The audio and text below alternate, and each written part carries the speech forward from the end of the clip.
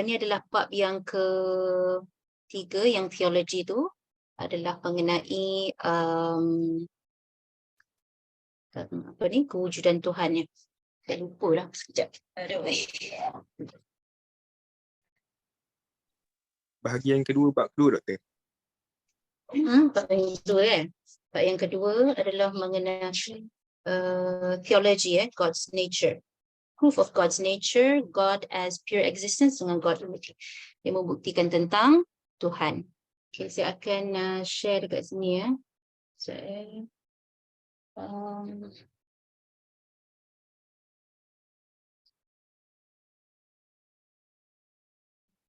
sekejap ya.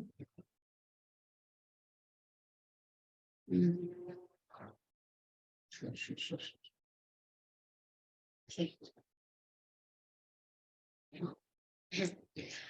Okey, seperti mana yang kita tahu, falsafah Mullasadra ini adalah berbeza daripada filsuf-filsuf lain kerana dia ada persamaan tetapi dia ada mencipta sesuatu yang berbeza dengan filsuf-filsuf Islam yang lain. Jadi dia di sini dia tahu bahawa hujah untuk membuktikan Tuhan itu adalah penting kerana dalam agama tu sebab itulah agama tu terbentuk daripada kepercayaan kepada Tuhan. Jadi Tuhan tu sama ada atau tidak ada. Jadi pentingnya adalah untuk mengetahui bahawa Tuhan itu ada atau tidak ada. Okey. Di dalam ini, kalau kita tengok dalam falsafah Mullasadra ini, dia ada tingkatan-tingkatan dia kan. Dia disebabkan dia dipengaruhi oleh Suhrawardi dalam pencahayaan tu, seperti mana yang setelah saya kata dahulu. Jadi dia ada tingkatan-tingkatan dia yang di dalam, kalau dalam buku Philosophy of Mullasadra ini, dia dipanggil, dalam ni dipanggil systematic ambiguity ataupun tashkik of existence. Okey, jadi dalam falsafah Islam ini ilmu ataupun dipanggil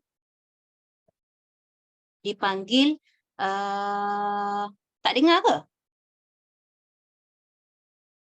Hello? Dengar tak? Dengar, Hello? dengar. Dengar.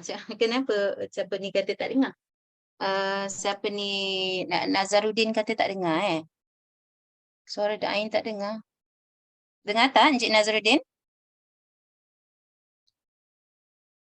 Okey. Dekat dalam pemeringkatan yang tashkik al-wujudin ataupun apa yang dipanggil sebagai systematic ambiguity of existence ini, existence itu adalah wujud kan, kita tahu kan, kita cerita tentang kewujudan. Ini ada pemeringkatan dia. Sama juga dengan pencahayaan di mana dia ada pemeringkatan yang paling bercahaya. Ini yang paling kurang cahaya. Ini dekat dengan Tuhan, dia dekat pencahayaan dia paling bercahayalah. Okey. Dalam semua ini, dalam falsafah Islam, yang penting adalah ilmu, kita panggil ataupun makrifah ataupun ilmu makrifah ini. Jadi daripada ilmu ini, okey, kita dengan adanya ilmu ini, manusia dia ada dalam pemeringkatan ini semua adalah manusia, pemeringkatan manusia dekat dalam ni. Jika dia ada ilmu yang lebih, dia akan naik. Ilmu dia akan naik. Sebab itu dia akan ada man arafa nafsahu faqad arafa rabbahu. Sesiapa yang mengenal diri dia, maka dia mengenal Tuhan dia. Tuhan berada atasnya, maksudnya lebih dekat, lebih ada banyak ilmu, maka dia akan lebih naik, lebih sempurna.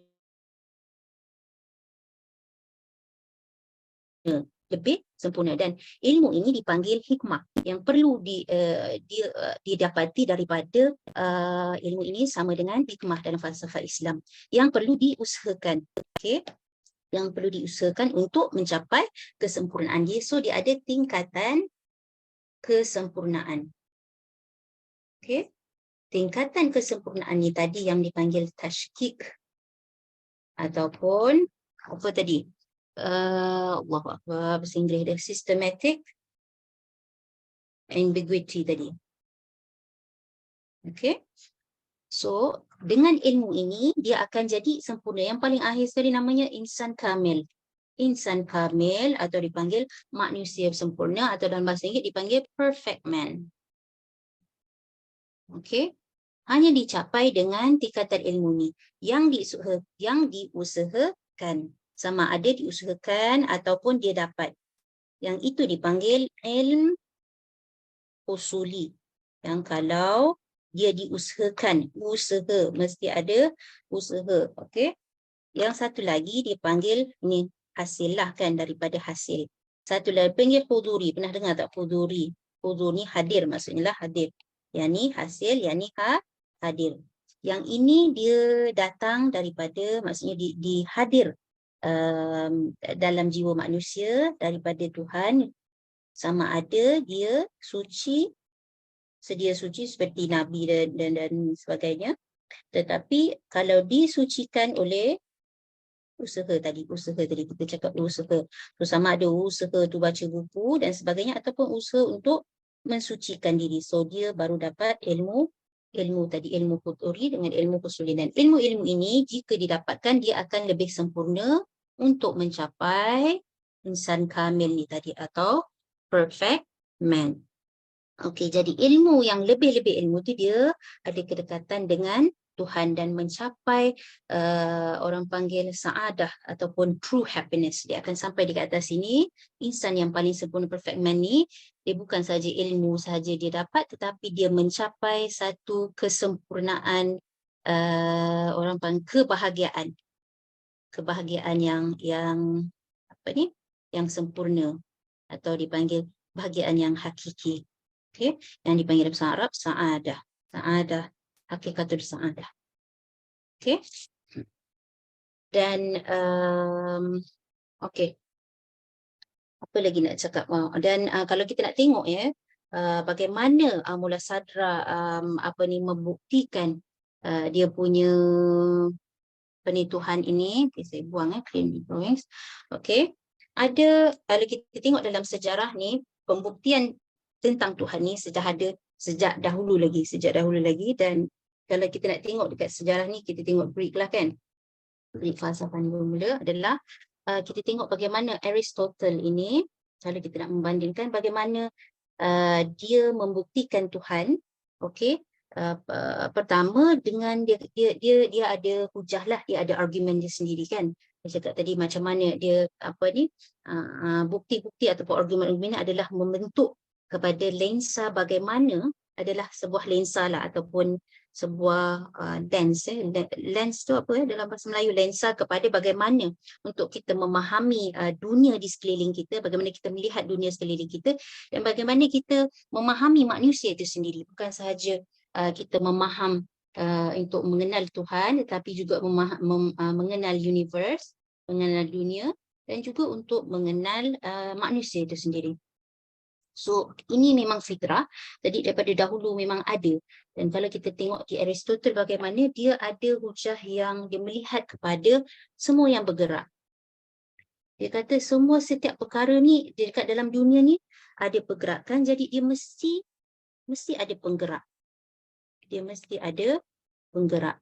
Dan penggerak ini adalah yang tidak boleh terlihat dan dia juga tidak boleh bergerak. Okey. Jadi penggerak ini dia adalah sumber kepada semua yang bergerak tadi. Jadi penggerak ini itulah yang dikatakan oleh Aristotle. Dan penggerak ini bukan saja tidak tidak boleh bergerak, dia juga Aristotle kata dia tidak terikat dengan gerakannya. Yalah dia tidak boleh bergerak, maksudnya dia tidak dia tidak terikat dengan hukum gerakan lah, senang dengan hukum gerakan. Okey, dan kemudian setelah Aristotle ni tidak ada, apabila Islam hadir, okey, barulah dia ada, kerana ada wujudnya dalam Islam ni ada iman, baru datangnya selepas itu kita membentuk argumen ataupun hujah. Ini adalah hujah daripada Greek. Ini adalah hujah selepas datangnya Islam. bagaimana dia apa ni membentuk hujah itu kerana adanya iman. Iman ini dia barulah datang daripada penggerak tadi ataupun Tuhan tadi, dia sifat dia dengan, kalau dalam bahasa English tu panggil actions lah atau fa'il. Ini fa'il, ini adalah sifat. Sifat dengan gerakan lah, pergerakan. Satu dari situ barulah ada hujah kepada ini. Kalau tidak, dulu hanya ada hujah kepada penggerak ini dululah waktu Aristotle ini tadi. Jadi bagaimana kita untuk mencari argument ataupun bukti kepada Tuhan ini adalah seperti mana kita melihat seorang manusia ni, dia dalam dia ada badan dan ada roh, kan, badan dan roh, dan roh ini yang menjadi penggerak kepada badan itu. Dan kita melihat macam mana kalau macam mana kita nak kenal roh ni adalah kita melihat kepada gerakan-gerakan manusia ni tadi. Okey, jadi Tuhan ini tadi yang dicakap jadi sumber kepada gerakan ini tadi, dia tidak boleh berada di dalam masa, tidak boleh ada dalam hukum masa, dan tidak boleh ada dalam hukum tempat. Okey. Dan akal biasa ini biasanya mengatakan bahawa sama ada Tuhan ini, akal biasalah, maksudnya kalau dia belum kenal siapa Tuhan dia, jadi dia mengatakan akal biasa sebab akal ni dia ada proses yang biasa, yang apa ni, dia ada pattern dia sendiri. Dan kalau kita melihat kepada hukum akal biasa ni, melihat bahawa pergerakan ni mesti awal dan akhir, mesti ada awal dan akhir. Jadi sama ada Tuhan ini berada di awal pergerakan atau berada di akhir pergerakan. Okey, tapi kalau dalam falsafah Islam, bukan sahaja dia ada di awal, dia ada di akhir, dia ada di semua masa ini. Dan inilah dibuktikan oleh falsafah Islam, bukan sahaja dia berada di sini dan sini, tapi dia berada merangkumi semua masa ini. Okey. Dan kita melihat juga bagaimana ya dalam Al-Quran, kalau kita melihat telah dibuktikan bahawa Tuhan itu tidak boleh disekutukan. Okey, dan mustahil disekutukan. Betul tak? Tuhan tidak boleh disekutukan dan juga mustahil untuk disekutukan. Okey. So, Tuhan hanya ada satu. Yang inilah yang dibuktikan, mahu dibuktikan oleh Mula Sadra melalui surah. Saya tengok surah Fussilat. Surah Fussilat ayat yang ke-53. Apa dia cakap? Sanurihim ayatina fil afaq wa fi anfusihim hatta yatabayyana lahum annahul haq. Jadi apa yang dikatakan? Sanurihim ayatina, yakni kamu melihat kepada ayatina ni adalah ini yang disandarkan oleh Mula Sadra ini adalah ayatina ni adalah maksudnya bukti-bukti Tuhan. Jadi kamu melihat kepada bukti-bukti Tuhan yang ada di dalam dunia ini, yang ada di seluruh dunia ini, kan, kalau sebenarnya di segala wilayah dunia ini dan di dalam diri kamu. Okey, dan maka akan terbukti, ya, tabayyan ni maksudnya terbukti adanya hak tu maksudnya Tuhan. Okey, jadinya bila kita melihat kepada bukti-bukti yang ada kepada, maksudnya kalau kamu kenal bukti-bukti ataupun Tuhan itu dengan manusia itu ataupun kewujudan itu dengan adanya maksudnya dia mengenal kewujudan itu dengan kewujudan itu sendiri, maksudnya kita kenal sebenar-benarnya kewujudan itu, maka kita akan lihat bahawa hak itu adalah Tuhan. Okey, itulah yang dibuktikan, yang digunakan oleh Mula Sadra dalam dia punya penerangan. Okey, kalau kita lihat seterusnya ayat ni, dia kata awalam yakaf ulama awalam uh, awalam alamak lupa dah apa ya dia cakap. Sekejap ya saya tengok. Fussilat sanurihim ayatina fil afaq wa fi anfusihim hatta yatabayyana lahum anna al-haq awalam yakfi bi rabbik annahu ala kulli syai'in syahid. Adakah Tuhan ini tidakkah cukup bahawa sesungguhnya Tuhanmu menjadi saksi atas segala sesuatu. Maksudnya Tuhan ini sudah menjadi sudah terang-terang bahawa Tuhan ini wujud. Jadi semestinya lah kewujudan lain itu wujud. Itu nanti saya akan terangkanlah dengan jelas lagi apa maksudnya mula sadra di situ. Okey. Mula sadra dia menggunakan burhan yang dinamakan burhan siddiqin. Kalau kita tengok dekat dalam buku dia burhan siddiqin. Ada juga burhan siddiqin yang digunakan oleh Ibn Sina. Dia ada perbezaan dia, kemudian saya akan terangkan. Tetapi burhan siddiqin yang diterangkan oleh mula sadra ini, kesimpulannya adalah daripada premis hujahan dia, okey, hasil kesimpulan daripada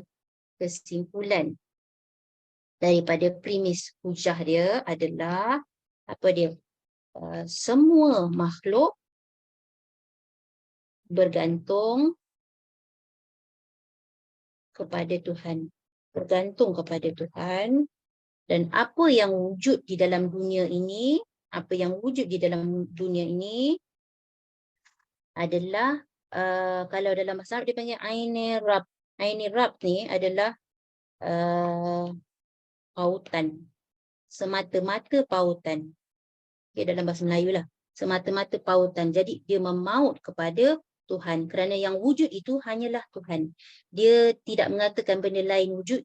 Hanya sebenar-benarnya wujud adalah Tuhan. Yang lain daripada Tuhan wujud itu adalah dipanggil Ain Rab ataupun semata-mata pautan.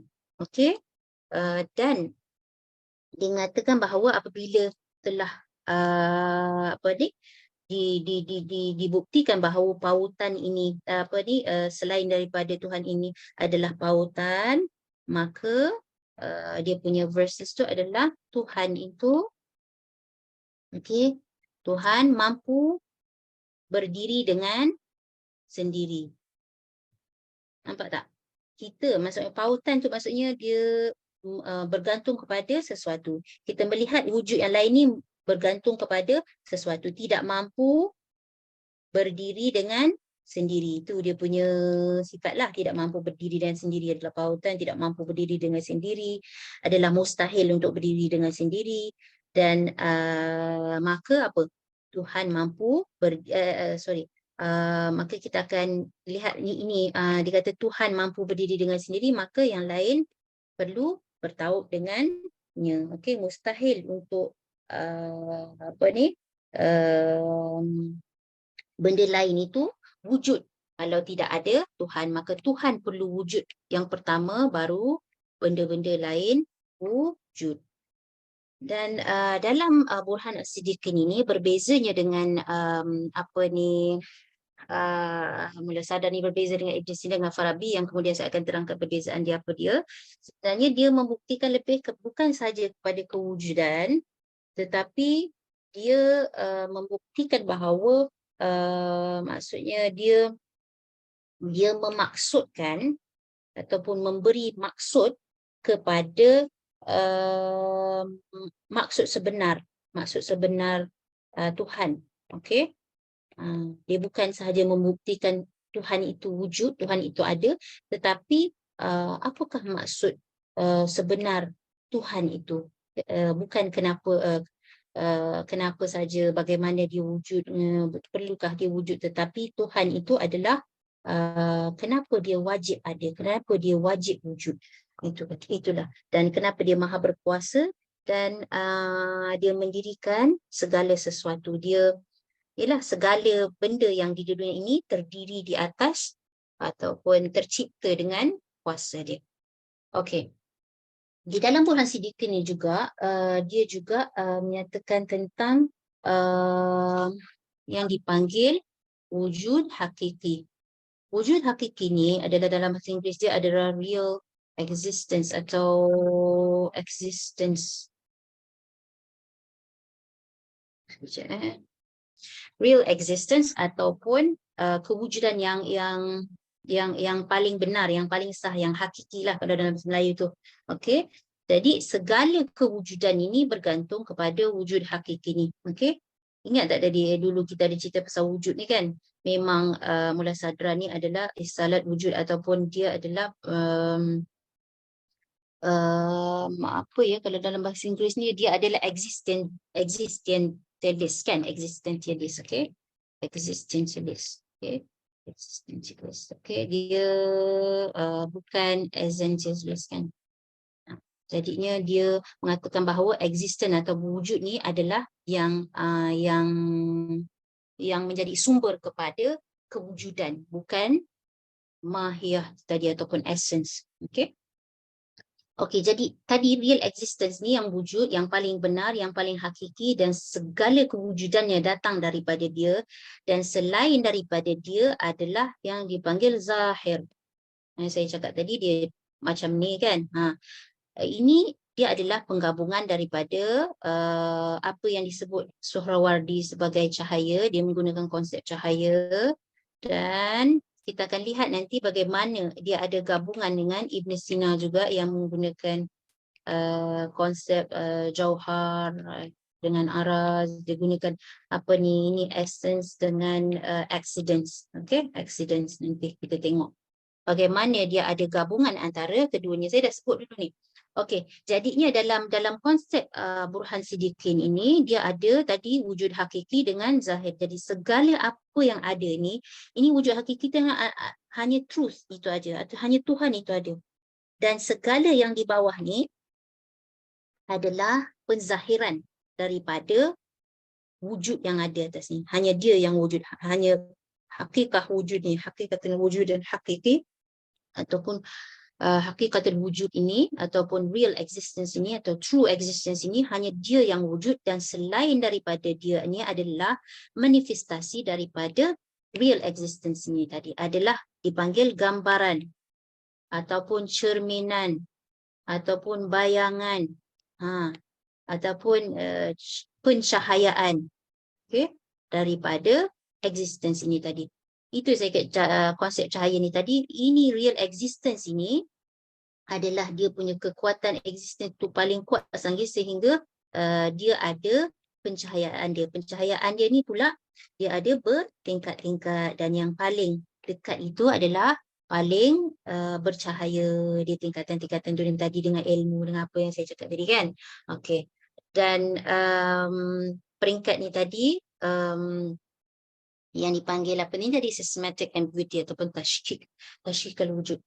Okey, yang jadi konsep Burhan Siddiqin Mullah Sadra ini dia berbeza dengan apa yang dipanggil law of mind kan, law of mind yang dicipta oleh Aristotle yang tadi kan. Dia ada formula-formula ni sendiri dan ini bukanlah berbezalah dengan, nanti saya akan ceritakan kenapa dia berbeza dengan law of mind Aristotle ini. Okey. Okey. Jadi apa yang dikatakan oleh Mullah Sadra ni tadi, pertama adalah Tuhan itu dia yang dipanggil dalam bahasa Arab qa'imu bizzat. Qa'im bizzat itu adalah dia berdiri dengan zatnya sendiri. Dia berdiri dengan sendiri. Senang cerita, dia berdiri dengan sendiri. Dia tidak memerlukan apa-apa. Dia hanya berdiri dengan zat dia sendiri. Dengan kelengkapan zat dia ni sudah lengkap sehingga dia berdiri dengan diri sendiri. Tidak memerlukan apa-apa. Okey. Kerana itu dipanggil qul huwallahu ahad. Okey. Dia cukup dengan adanya zatnya itu. Okey.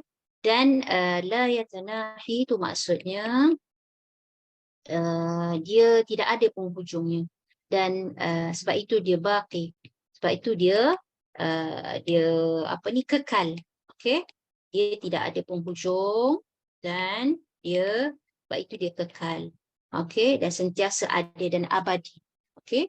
Dan ini adalah berbeza dengan ini adalah tadi Tuhan ini yang kita nampak ini tadi, tetapi berbeza dengan makhluk. Di mana apa dia punya tu? Dia ada mempunyai dia mahdud ataupun dia ada had dia. Dia ada limitasi dia tadi. Sebab tu kita cakap tadi bila Tuhan dia tidak ada, dia terkeluar daripada hukum limitasi tadi. Tapi makhluk dia ada di dalam hukum limitasi sama ada dalam masa, tempat dan sebagainya lah. Okey. Sebab itu dia boleh berubah-ubah. Yang ni kekal, tak ada penghujung. Yang ni boleh berubah-ubah. Okey.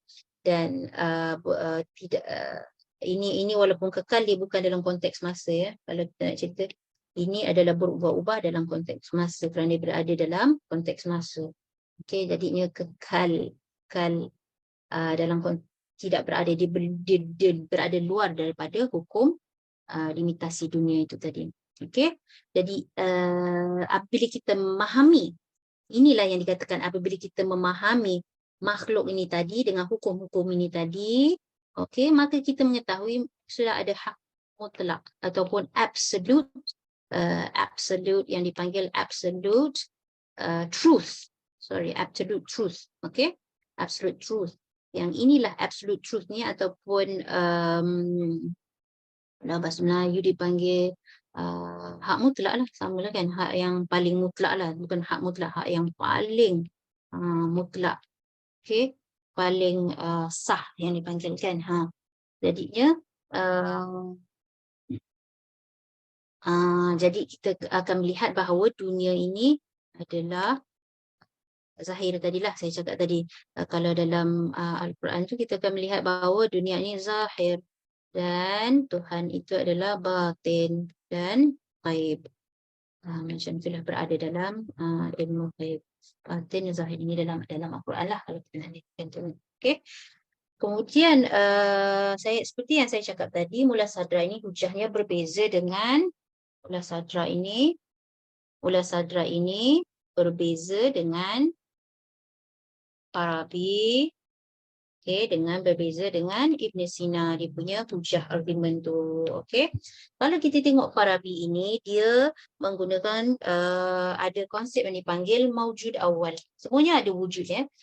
Wujud ni dia berbeza dengan konsep Aristotle dulu. Aristotle ni dia kan kalau kita ingat, siapa ingat Aristotle ni bila dia melihat benda tu dia ada form kan, dia ada form, dia ada matter. Dalam bahasa Arab matter ni dipanggil ataupun dalam material. Okey, ini adalah matter ini adalah sesuatu yang dalam kita punya mind lah kan. Kalau ada form ini dekat dunia luar kita nampak macam pen. Pakai pen, form ni adalah yang membentuk pen tu jadi pen. Kita nampak memahami. Jadi form ni akan masuk ke dalam kita punya otak tu lah baru kita faham bahawa apa ni apakah pen ini tadi kalau masuk. Kalau tanpa ada form, maksudnya kita tidak akan faham material ni tadi ataupun yang terbentuk di dekat luar, dekat dalam dunia luar ni. Dia kalau tidak ada form ni, dia tidak boleh, kita tak faham lah bahawa pen itu adalah pen. Itu adalah Aristotle lah. Okay. Okay. Kemudian siapa orang yang pertama yang mewujudkan tentang wujud, tentang apa ni wujud dengan kataan wujud dengan mahiyah ni ataupun wujud.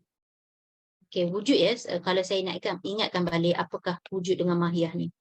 Okey, Farabi adalah orang yang pertama yang mewujudkan konsep wujud dengan mahiyah ni. Apabila kita melihat kepada sesuatu benda, contohnya kita melihat kepada Al-Quran ya. Dulu saya dah bagi contoh ni. Okay. Bila kita melihat mahiyah ni adalah kita melihat Al-Quran ni. Al-Quran ni sebagai Al-Quran. Al-Quran ini kitab, ada banyak kitab, tapi kita melihat mahwa. Mahwa itu apa? Ataupun dalam bahasa dipanggil essence. Okay.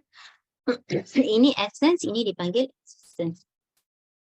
Ini yang kata apa ni salah essentialist, ini existentialist kan. Inilah bezanya. Kalau kita lihat kepada Al-Quran ni, apa yang dikatakan ini adalah Al-Quran, ini mahwa, inilah dia. Kitab Al-Quran, jadi essence. Tapi apabila wujud ini adalah kewujudan. Dia menyebab wujud ini dia maksudnya dia ada dulu lagi daripada ini kalau kita lihat dalam dunia atas ni lah. Dunia atas ni wujud dah memang ada. Ini dekat dalam dunia sekarang lah. Dunia biasa dekat dalam dunia alam dunia ni. Quran ini wujudan ni memang dah ada kat atas ni. Jadi ini bila ada dekat dalam dunia ni kita melihat Quran ni sebagai Quran lah, kitab Quran tu. Jadinya apabila wujudan dia bukan masuk ke dalam ni, tetapi kalau dalam konsep Mula Sadra itu kerana wujudnya Al-Quran ini, maka ataupun wujudnya manusia itu ataupun Al-Quran itu dia ada kewujudan dia bersama. Disebabkan manusia ni ada, wujud itu ada. Macam tu. Walaupun wujud ni sudah ada sebelum itu. Tetapi kalau kat dalam dunia ni, kalau kewujudan Al-Quran atau buku atau manusia ini tidak ada, maka wujud itu tidak ada dalam Mula Sadra. Tetapi kalau dalam konteks Arabi ke Ibn Sina itu, dia nampak macam wujud itu masuk dalam itulah dalam apa yang wujud ni kan, apa yang manusia ke kitab ni. Tetapi dalam konsep Mula Sadra apabila hadirnya makhluk apa-apa yang kat dalam dunia ni, wujud ini mesti ada. Itu yang dipanggil harakah jauhariyah lah apalah dan okey. Jadi wujud ini tadi dia bukan sahaja menentukan mahiyah ni yang menentukan ni kitab Al-Quran dan sebagainya, tapi wujud ini apabila ada maksudnya dia memberi kesan. Dia ada kesan kepada kita. Maksudnya jika wujud ini tidak ada, Al-Quran ini tidak mampu memberi kesan kepada bila kita membaca dia, ataupun dengan ada kewujudan dia itu kita berasa tenang dan sebagainya. Itu adalah contoh lah, contoh yang saya rasa senang. Okey, jadi mahiyah itu menentukan bahawa Quran kitab ini adalah kitab Al-Quran, dan wujud ini apabila ada barulah dia boleh memberi kesan kepada kewujudan, maksudnya kewujudan lain ataupun diri kita sendiri. Okey, merujuk tadi kepada Farabi. Okey, merujuk kepada apa yang disebut sebagai Farabi tadi, dia sebut sesuatu yang dipanggil sebut sebagai maujud awal ataupun first existence, ataupun yang dipanggil kewujudan pertama. Kewujudan pertama ini adalah yang disebut sebagai wajibul wujud. Wajibul wujud ni apa maksudnya? Wajibul wujud, wajib ada. Okey, maksudnya wujud ni tadi yang kewujudannya adalah wajib. Okey, kita akan lihat nanti dekat sini ada kewujudan yang mungkin. Okey, ini wajib, wujudnya wajib, ada yang wujudnya mungkin. Wujudnya mungkin ni adalah manusia dan makhluk lain. Tetapi yang wujudnya wajib ni adalah Tuhan. Okey. Jadinya, wujud yang wajib ini tadi, okey, maka kewujudannya tidak apa, wajib. Kerana dia wajib wujud ini, jadi kewujudannya adalah tidak bergantung kepada orang lain, tidak bergantung dengan benda lain, tidak ada pergantungan. Okey. Dan sebabnya dia tidak bergantung, maka dia adalah penyebab. Yang dipanggil illatul ilal. Dia adalah penyebab segala penyebab. Kan dalam Farabi Ibn Sina ni kan dia mesti guna casual kan. Yang tadi kalau dalam kalau kita tengok bab yang terdahulu kan dia ada efficient cause, final cause kan. Dia mesti bergantung kepada formula penyebabnya. Jadi Tuhan ini tadi yang tidak bergantung, dia mesti menjadi illatul ilal, penyebab kepada segala penyebab. Okey. Dan dia juga adalah yang paling sempurna. Dia juga adalah yang dia penuh, maksudnya dia cukup. Dia tidak ada tempat untuk benda lain menjadi pencukupnya. Dia kekal, dia bukan material, dia tidak berubah. Okey. Dan kalau dia banyaklah juga macam mempunyai ilmu kepada dirinya sendiri dan juga kepada ilmu selain daripada dirinya. Kenapa saya sebut ilmu ni tadi? Sebab yang tadi kalau tengok dalam tingkatan-tingkatan tu yang tadi, ini kena ada ilmu untuk naik. Tapi Tuhan itu dia maha maha alim. Dalam falsafah Islam tentang ilm atau makrifah ni paling penting sekali. Jadinya inilah yang paling sempurna, kerana Tuhan itu mengetahui segala sesuatu, maka dialah yang paling sempurna dan tidak ada laisa kamitslihi syai', tidak ada yang serupa dengannya. Okey. Okey, apa lagi? Okey. Macam mana yang saya cakap tadi, Farabi, saya ingin sambung tadi, Farabi dia juga yang pertama buat apa tadi, mahiyah dengan wujud ni tadi. Okey, daripada wujudnya tadi, yang wujud itu adalah memberi kesan kepada kewujudan sesuatu, memberi kesan, tetapi menyebabkan memberikan kesan lah maksudnya, menyebabkan. Tapi mahiyah ni hanyalah apa dia wujudkan, mahi, mahwa, dan tidak memberi kesan, dan dia sekadar nama lah. Dia adalah sesuatu yang memberi pengkhususan kepada sesuatu. Tapi dalam ni pun wujud ni yang sebenarnya memberi pengkhususan kepada mahiyah ni tadi. Maksudnya tanpa wujud ini, maksudnya mahiyah ini hanyalah sekadar, maksudnya dia tak ada nama pun, dia hanya sekadar pen tu je lah maksudnya manusia. Tetapi yang memberi pengkhususan kepada pen yang bagaimana, insan yang bagaimana dan sebagainya, itu adalah wujud. Okey, dan Farabi adalah pertama daripada mahiyah ni akan ada yang dipanggil jauhar, kalau pernah dengar araz. Okey, jauhar itu adalah essence. Okey, dia adalah inilah yang menyebabkan perbahasan Greek ni berbeza dengan Islam ni di sini, di mana apabila dia ada pembahagian yang lebih dekat sini, pembahagian dan araz ni adalah apa yang disebut accidents. Okey, dan ini adalah yang kekal, ini yang menepek kepada yang dia ada adalah accidents. Ni dia punya formula ni lah, formula dia yang kompleks lah dekat sini. Ni pula cerita lain dan ini yang saya ingin katakan, yang sini tidak ada dalam perbahasan Greek, dan daripada hukum yang lahir daripada ini, hukum-hukum ini, maka untuk menjadikan kepada penghujahan kepada sifat Tuhan, actions Tuhan kan, apa ni, fi'il Tuhan dan sebagainya lah. Okey, ada perbahasan. Dan contohlah, saya nak bagi contoh yang berbeza daripada ni, sebab dia ada perubahan dalam maksud yang berbeza. Okey, contohnya kita ingin tentang hakikat kan, hakikat Tuhan itu. Okey, dia mempunyai pertalian dengan penciptaan dia. Okey, penciptaan dia. So dia ada dekat situ hukum Tuhan, hukum penciptaan, dan dia ada juga hukum dalam dia punya kesan daripada maksudnya penciptaan ni. Semuanya dekat-dekat dalam ini dan ini, hukum dia, ada hukum-hukum di sini yang menyebabkan tentang pembuktian setiap perkara yang walaupun ni kecil-kecil ni, dan dia akan menghasilkan kepada kepercayaan seseorang, bagaimana seseorang itu melihat alam dan sebagainya. Okey. Okey. Lagi apa? Okey. Ada ni. Okay. Jadi kalau kita ingin melihat Farabi ini, okey, dia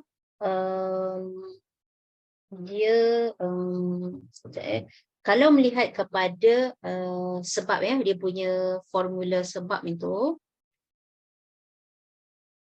formula sebab penyebab dan sebagainya. Ini Farabi dia sama dengan siapa tu?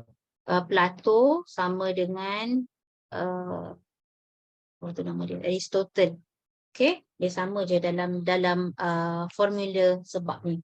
Okey, di mana Aristotle ni dia cakap tentang the divine intellect, macam itulah. Active intellect, divine intellect, kat atas tu kan ada peringkat intellect tu. Kalau Plato ni dia pula cakap pasal yang dipanggil one. Samalah konsep dia lebih kurang. Dia ada ini dan ada ini. Tetapi dalam formula penciptaan, okey, Farabi ni dia berbeza dengan Plato dan juga berbeza dengan Aristotle. Okey, di mana dalam Farabi ini dia mengatakan bahawa apa ni, kalau Plato ni kan dia ada world of forms kan, dia ada world of forms yang orang kat dalam cage tu lah apalah kan, dan sebenarnya dunia ni adalah macam cage kepada penglihatan kalau world of forms ni. Kalau Aristotle ni pula dia melihat kepada Tuhan ini adalah penyebab akhir, adalah dia penyebab segala tujuan. Kan dia cerita pasal pergerakan tadi kan, pergerakan siapa sumber pergerakan, jadinya sumber pergerakan dan juga akhir ni, jadinya dia adalah penyebab kepada semua pergerakan ni tadi. Dia adalah tujuan kepada segala pergerakan. Dan apa ni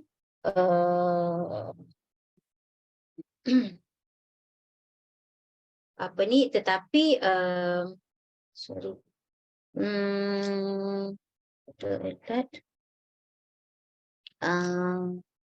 sekejap ya, pencipta. Okey, tetapi apa ni, Aristotle mengatakan bahawa pergerakan ni walaupun dia ada ni, tetapi dia tidak boleh tercipta dari tiada. Dia tidak boleh, dia dekat sinilah dia punya perbezaan tu. Okey, perbezaannya adalah dia tercipta daripada dia tidak boleh tercipta daripada tiada. Okey, itu dia susah sikitlah nak menerangkannya, tapi ada perbezaannya antara formula penciptaan sebab dengan sebab ini oleh Farabi dengan Aristotle. Okey, dan kalau kita melihat kepada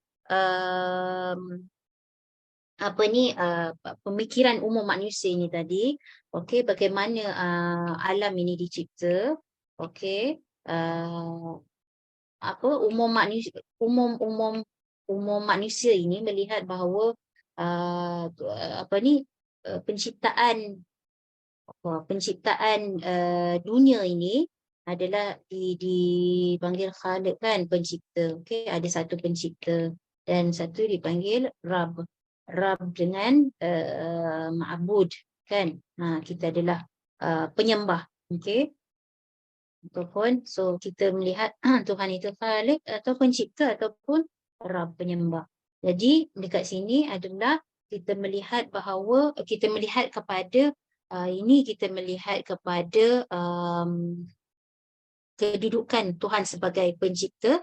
Ini kita melihat kedudukan makhluk itu sebagai penyembah. Kerana dia menyembah, maka Tuhan adalah Rabb. Kerana Tuhan mencipta kita, maka dia dipanggil Khaliq. Okay? Dan kerana itulah macam dia tidak boleh dia baki, dia tidak boleh ni kan. Kerana itulah daripada sini lahirnya sesuatu yang dipanggil formula wajibul wujud itulah. Maksudnya dia wajib ada kerana dia mencipta. Dia wajib ada kerana dia adalah yang disembah. Okay. Itu kalau kita lihat kepada konsep umum lah. Okay. Tapi juga kita ingin melihat kenapa falsafah dia memerlukan argument dalam walaupun dah ada macam ni, tapi dia still memerlukan argument. Kerana contohnya kita melihat Tuhan ini adalah Tuhan yang disebutkan oleh para nabi kan, yang disebutkan oleh para nabi. Okey. Dan dia mencipta, okey, tetapi kenapa dia Maha Pencipta? Kenapa? Kenapa itulah yang diberi jawapan oleh falsafah ni, kena ada hujah dia kan, hujah dia.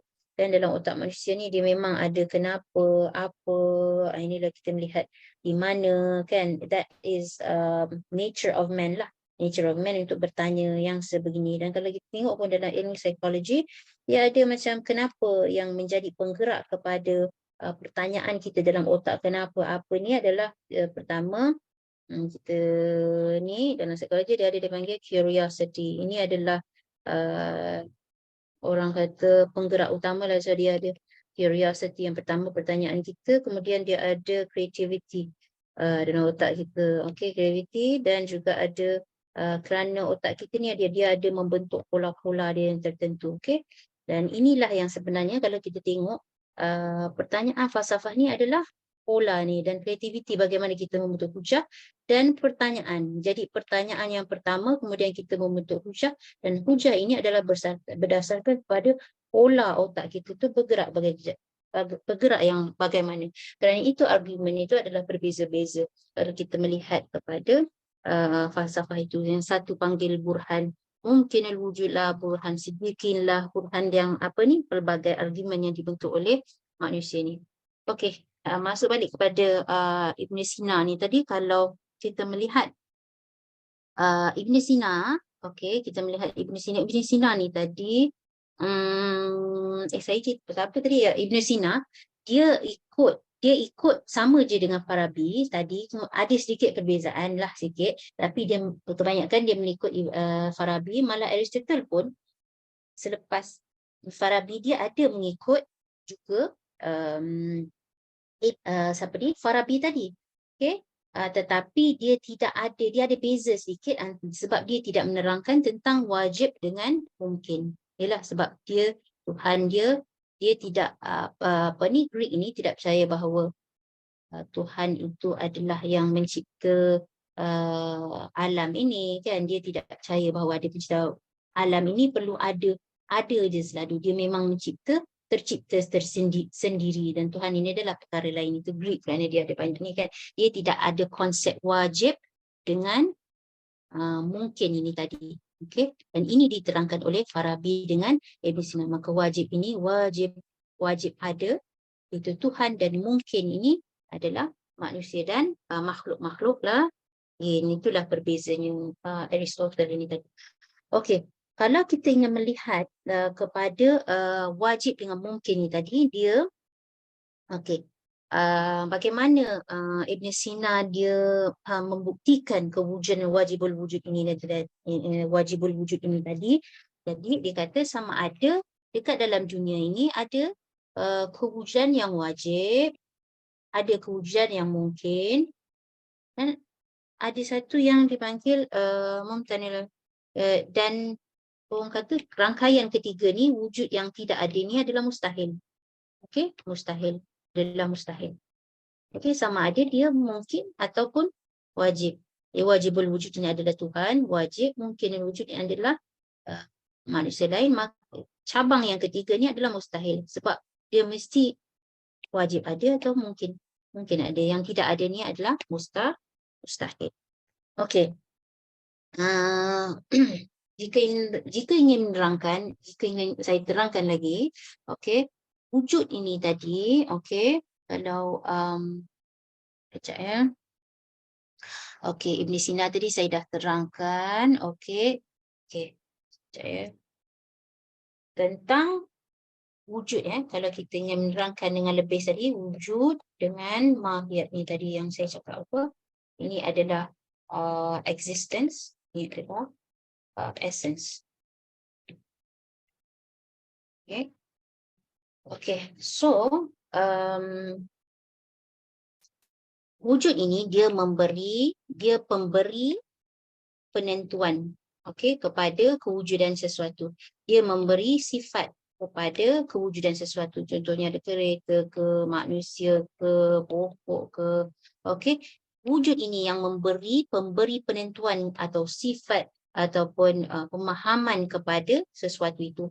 Mahiyah ni dia ditentukan oleh, maksudnya kereta ni semua ditentukan oleh wujud ni. Maka kalau tidak ada wujud, dia tidak boleh ditentukan, dan dia melalui satu proses yang dipanggil ittihad. Ini ittihad ataupun union. Dia bersatu. Wujud ini bukan dia masuk ke dalam mahiyat, tetapi dia bersatu. Bersatu. Ini penting kerana apabila bila dia masuk ke dalam sesuatu ni, wujud ini dia kalau sekiranya dia masuk ke dalam sesuatu, maka dia sudah jadi dualis. Kita tidak mahu dualisme, dia mesti satu perkara sahaja. Dan apabila daripada cahaya di atas ni semuanya adalah Tuhan yang satu, semuanya mesti satu. Dia tidak boleh terungkai sebagai dua perkara. Yang ni tadi kita cakap zahir, ni semua adalah zahir, peringkat-peringkat daripada Tuhan ini, cahaya ini tadi semua adalah zahir daripada real existence ini tadi. Maka setiap yang di bawah ini juga tidak boleh ada pecahan. Okey, kerana itu dia perlu satu. Dan satu ini dia bergantung kepada tadi inilah ittihad ataupun unity antara wujud dengan mahiyah ni. Okey, jika tidak ada wujud, maka mahiyah tidak akan dapat ditentukan dalam dunia ini. Okey, dalam dunia dunia yang tidak maya inilah dunia substansi. Okey. Lagi apa ya? Tetapi ini berbeza dengan Aristotle ni tadi. Kalau kita melihat, dia hanya melihat kepada material benda ni tadi. Kalau nak dikenalkan dekat dalam dunia luar ni kan, dia hanya menceritakan tentang otak manusia tu, bagaimana perkara yang berada di luar ini, perkara yang banyak-banyak berada dekat luar ni, macam mana dia nak masuk ke dalam otak manusia. Sebab itu dia ada form, dia ada matter, kemudian mesti dipisahkan antara matter ini supaya dia masuk ke dalam form dan sebagainya. Dia hanya menceritakan tentang matter. Tetapi ini, perkara yang disebutkan oleh wujud ini, dia melangkaui segala matter ini, kerana ini berada di atas. Ini berada di dunia yang dekat atas ni. Diberi kewujudan. Wujud ni memang sudah ada, tetapi dekat dalam dunia ni, kalau mahiyat ni nak wujud, dia perlu berada bersama. Mahiyat ni kalau nak dikhususkan, dia mesti ada wujud di dalamnya. Okey, jadinya kewujudan ini dia ada hukum-hukum yang sendiri, yang tidak, wujud ni dia ada hukumnya yang tidak boleh diketahui melalui essence ini tadi ya, melalui matter. Okey, kerana wujud dia adalah hukum dia di atas ini, maka dia tidak terlibat dengan hukum-hukum yang berada di dunia bawah ini. Okey, ni dunia ni dekat atas, bulan kita kat atas ni, ini adalah dunia dekat bawah ni, maka wujud ini tidak terlibat dengan hukum dekat dunia ini, dan dunia ini adalah hanyalah mahiyah ini. Maka sebab itu wujud inilah yang memberikan penentuan kepada mahiyah ni tadi, dan segala penuh kelengkapnya wujud ini dipanggil wajibul wujud ataupun yang dipanggil hakikatul wujud oleh Mula Sadar ini. Kerana penuhnya kewujudan dia itu, maka dia memberi ketentuan kepada semua yang ada di dunia ini. Okay, alright, apa lagi?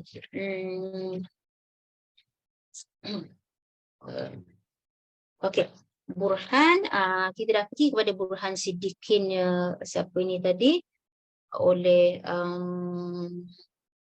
Burhan Siddiqin oleh Farabi, dan Burhan Siddiqin Mula Sadar saya dah terangkan sikit tadi. Okey, ada satu yang disebut oleh Burhan oleh Farabi yang dipanggil sebagai Burhan wujub wa imkan, wujub wa imkan, ataupun argument wajib dan mungkin, samalah tu. Okey. Okey. Jadi yang seperti mana kita tahu, setiap yang wujud ini, setiap yang wujud yang ada dekat dunia luar ini, yang berada di dunia luar ini, perlu diekstrakkan, perlu dicerakinkan antara, kalau ikut Aristotle dia ada form, dia ada matter kan. Tetapi kalau dalam ini dia wujud ini memang ada, kemudian dia ada mahiyah. Okey. Okey. Jadinya dia mesti ada dua-dua ini. Okey, ni dia unity tadi. Yang ni mesti dicerakinkan, tetapi untuk kalau dekat dalam dalam falsafah Farabi ni tadi, dia mesti ada wujud dengan mahiyah. Okey, dia mesti ada wujud dengan mahiyah, dan berhasil daripada percantuman ini, dia tidak boleh berdiri dengan diri sendiri dan kewujudannya bergantung kepada orang lain.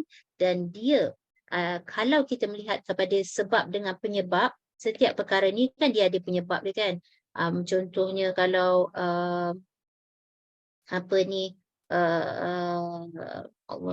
macam kereta ke, pokok ke, dia mesti ada penyebab dia, dan dia mesti ada akhir dia yang menjadi ilatul ilal tu.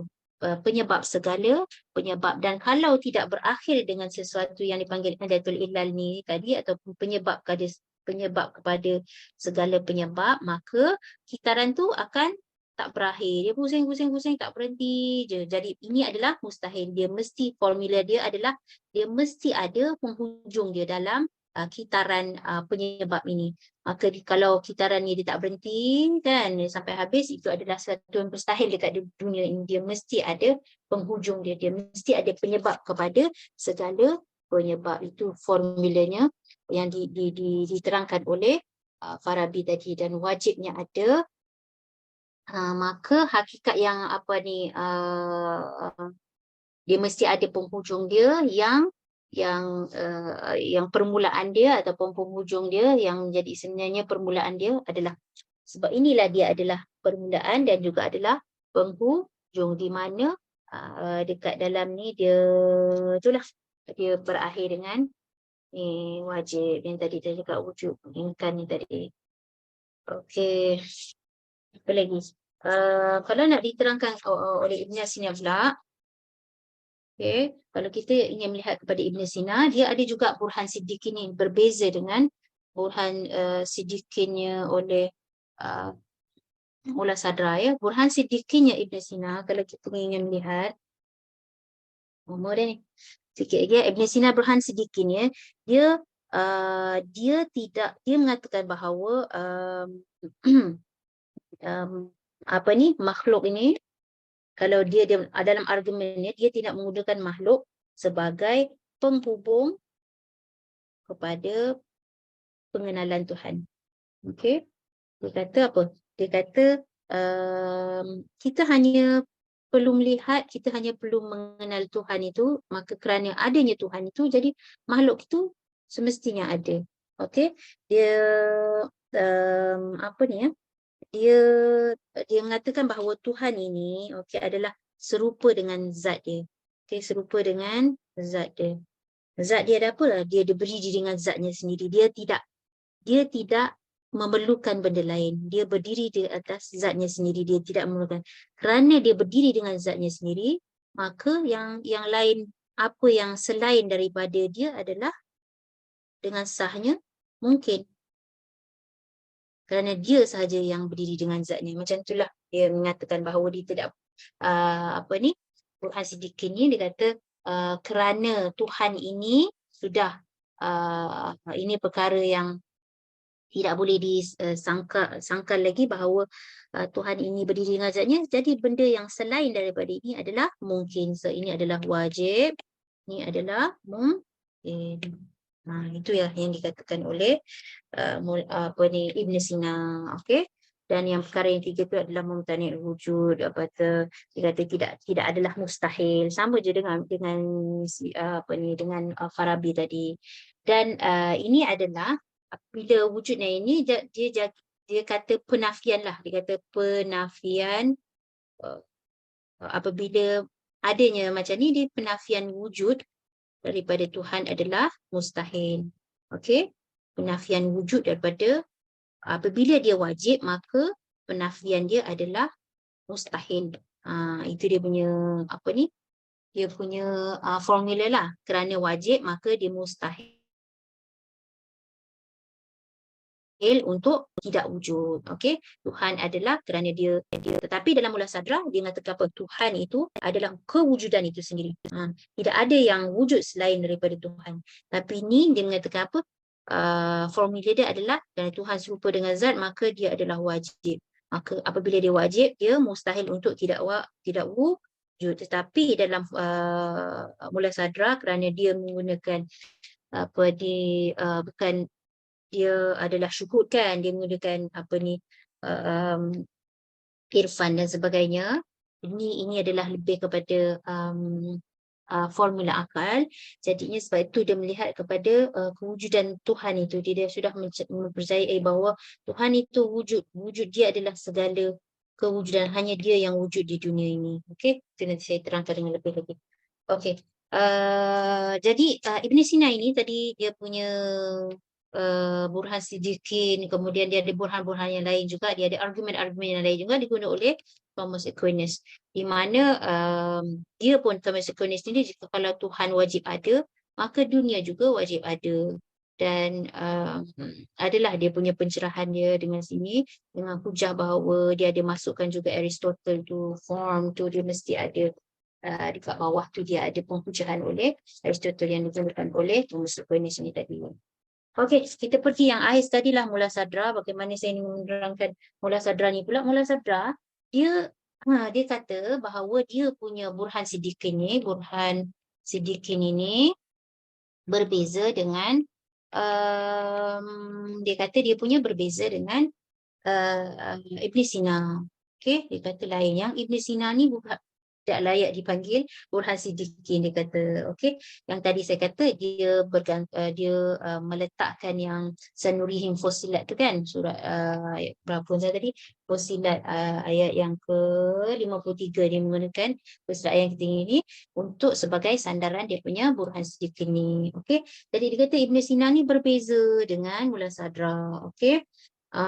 Dan apa perbezaan dia? Okey, apabila dia melihat kepada wajib dan melihat kepada mungkin, ini yang dilihat oleh Ibn Sina, wajib, kena ada mungkin kan.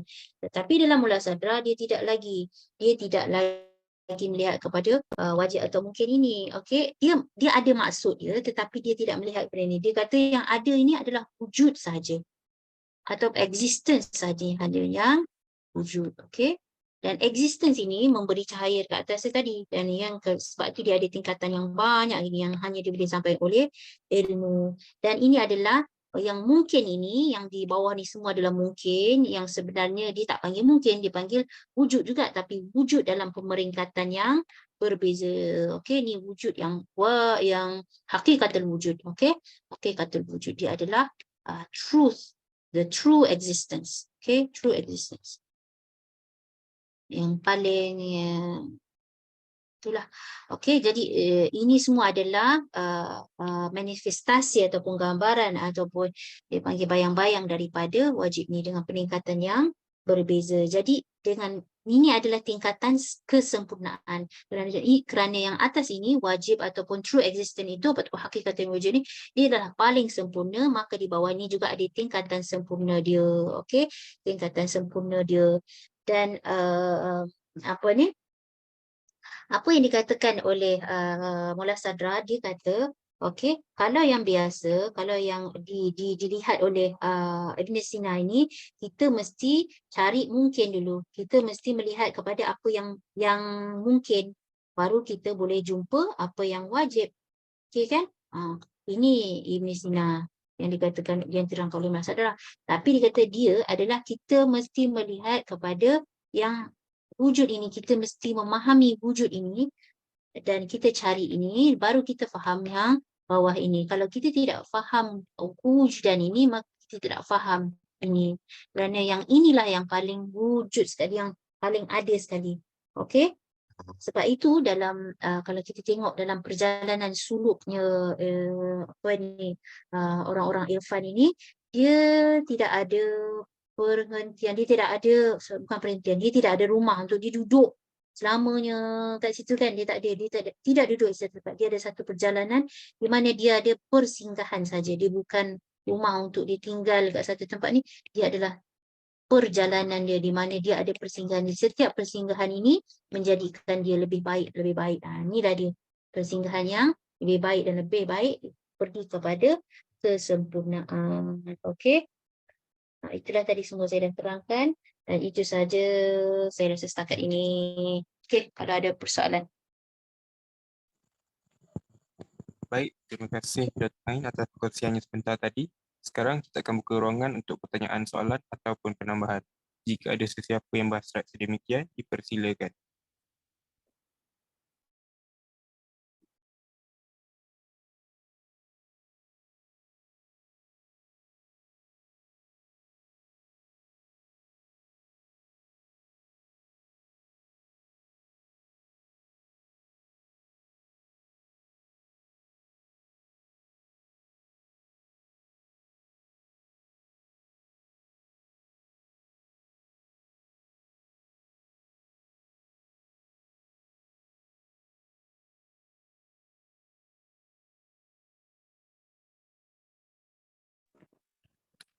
Okey, baik. Saya beranggapan bahawa tiada soalan yang ingin diajukan.